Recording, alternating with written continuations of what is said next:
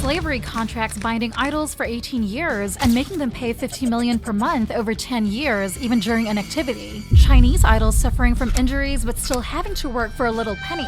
Selling their own artists to other companies to fill deep pockets. After spending days gathering, fact-checking contracts, reading original South Korean sources, and even looking into the financial performance of SM Entertainment, let me show you how your idols under SM Entertainment and probably even other companies might be suffering from slave wages and the most discriminative treatment ever. And maybe you will also reconsider your dream of being an idol, though the rapid diversification of K-pop has given people of all races the chance to debut.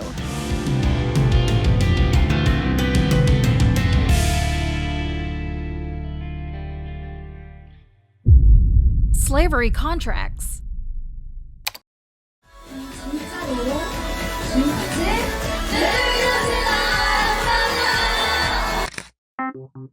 With the resigning face of Red Velvet approaching, many fans were furious as they believed the company was using the media to exert undue pressure on Irene, insinuating that her contract situation is to blame for the group's lack of activities. This has not only put pressure on Irene, but also tarnished her image as the potential reason behind the group's hiatus. Of course, there's no solid evidence backing up such accusations, but fans said they could draw parallels considering the eerie similarities to a previous incident involving SM Entertainment and CBX, where Baekhyun was gaslighted to renew his contract, despite a remaining 1 year left of the initial one, as without him, SM Entertainment would pay other members.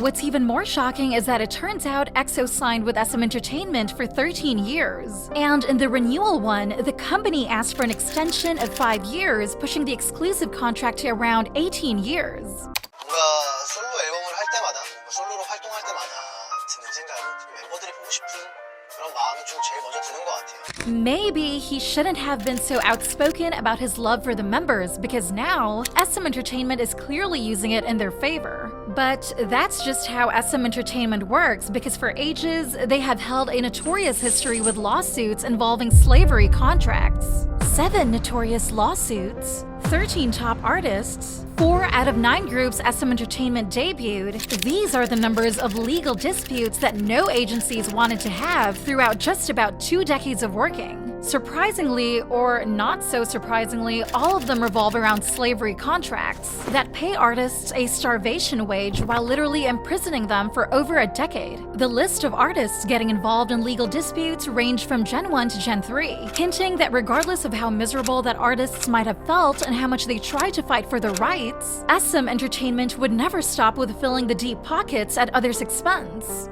Locked and cheated or dumped SM's unfair deals, probably due to prioritizing the saying, a bad compromise is better than a good lawsuit. 2 iconic pillars laying the foundation for the future K-pop, HOT and SES, both ended the contract taking losses, though they could have filed lawsuits against SM Entertainment. Particularly, both couldn't renew their contracts as SM Entertainment wanted to sign individually with the members, but later, it was also revealed that HOT got rejected as they wanted to stop receiving the slave wages of the old contract. Despite continually selling over 1 million copies of their album, the members just received a measly $10,000 for every 1 million copies sold. Surprisingly enough, HOT was later sued by SM Entertainment for trademark infringement and asked to remove the name HOT from all their promotional materials.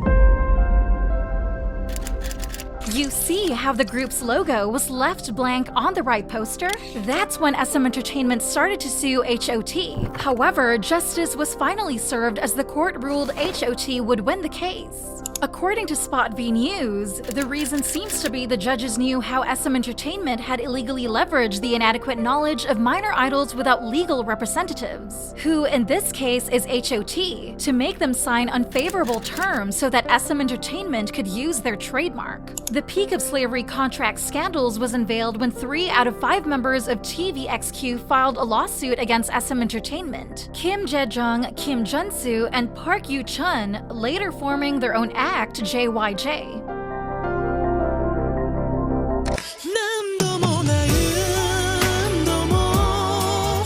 Imagine this. You're part of tvxq, one of the most iconic K-pop groups to ever grace the stage. The lights, the fans, the music, it's everything you've ever dreamed of. But behind the glitz and glamour lies a darker reality, one that's inked in the fine print of a contract you can't escape. In 2009, it was revealed that tvxq was bounded by a 13-year contract, a time span that could practically consume their youth. But all that is for nothing because the lion's share of revenue goes to the company, leaving mere crumbs for tvxq, who was the lifeblood of the enterprise. 152,000 USD per year after tax was what each member took home just regardless on international sold-out shows, and being the very first non-Japanese artist to hold a concert at Tokyo Dome. Justice was finally served as JYJ was ruled winning the case, but SM Entertainment didn't give up. 7 years after the lawsuit,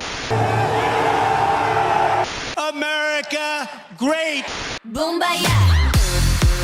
In 2016, JYJ filed a lawsuit claiming that the company was behind the blacklisting of their activities in South Korea, making them unable to appear on any channels, and again, they won. However, due to the extended hiatus and the series of severe scandals caused by the members themselves, JYJ's reputation was dusted. 2009 also saw the lawsuit of Hanggang, a former Super Junior member with the same plot: unlawful 13-year contract and unfair profit distribution.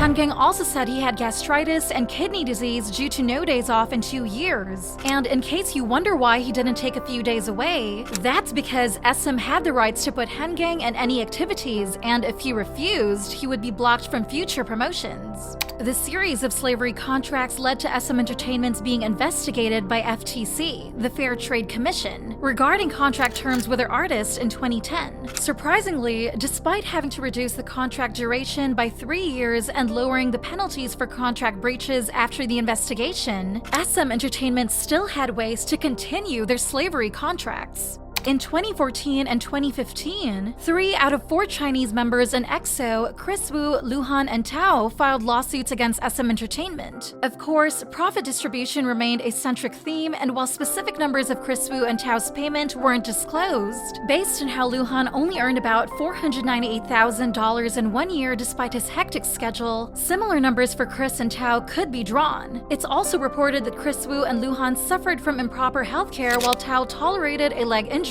under the ignorance of SM Entertainment. But what garnered attention most was how they revealed another dark side in SM Entertainment no one expected: Chinese discrimination.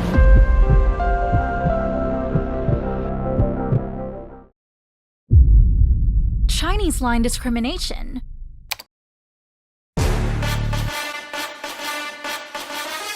Look at this 20K view video. From this and those lawsuits, you can see Hanggang was the very first Chinese member to speak out about the discriminative treatment, but it wasn't until the cases of Kriswu, Luhan, and Tao did we know such a discrimination followed a pattern. But with such notorious lawsuits lasting for years, do you think SM Entertainment would change? Well, it's SM Entertainment, so of course not. Even for the most invested group, NCT, Chinese line still suffered from the inferior treatment. That ranges from Winwin getting almost zero screen time and line distribution in NCT songs, being suddenly removed from NCT 127 to wayv, getting erased from articles about NCT 127, which was confirmed by the writer herself. No promotion for personal activities, and worse, having the image of him on his knees and wavy's goods. Despite the Chinese culture of never kneeling except for when worshipping, praying, or being desperate. Things were so bad that people started to question if the company hated Winwin. This questionable treatment continued to Renjun as he was seen left alone in the rain with no umbrella, which he later clarified to be a misunderstanding, but fans still blamed it on SM Entertainment.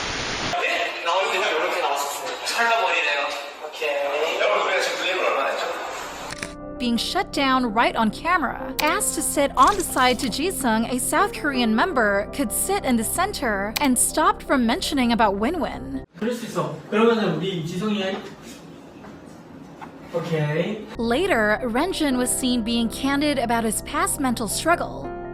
So fans had more reasons to believe in SM Entertainment's discrimination against Chinese line. One case often overlooked by the public is Henry's, but somehow this is among the most heart-wrenching.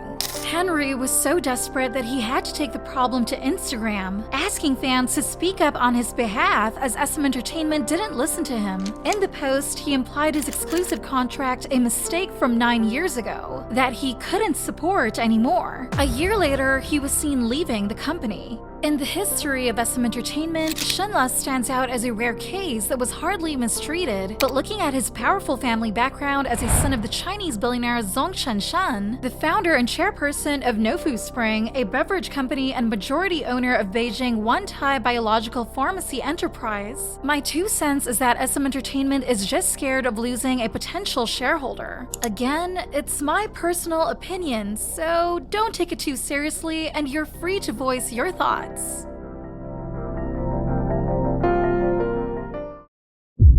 Selling their artists to fill deep pockets.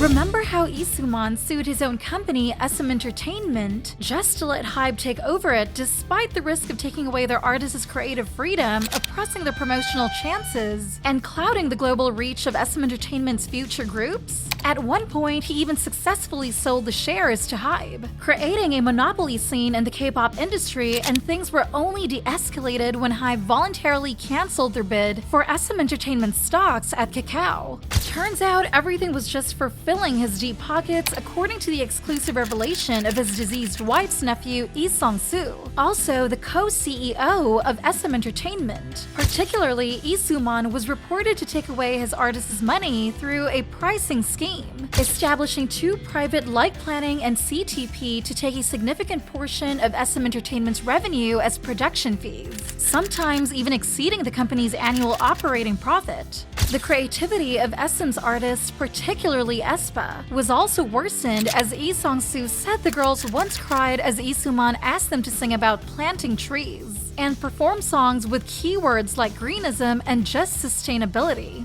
Many artists of the company were so depressed that they had to express their feelings. Of course, implicitly, as it's not normal for idols to pick a side in a controversy. Key said he wished for an encore concert but couldn't since the company is going through a lot. Ituk and Ryeowook implicitly called out SM Entertainment for questionable treatment. SM 좋은 회사네. 왜? 아, 네, SM 말하기 좀 쉽지 않네.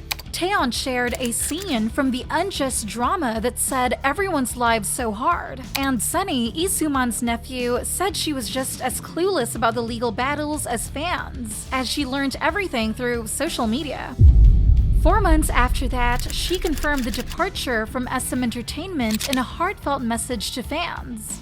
Surprisingly, after everything, SM Entertainment stocks over the past decade have been on a consistent rise. In fact, they've hit a record highest stock price 3 times in the past year, and are currently on a rise towards the record high point again. So for sure, regardless of how corrupted their treatment to artists are, their business strategy will always guarantee them a solid spot on the map.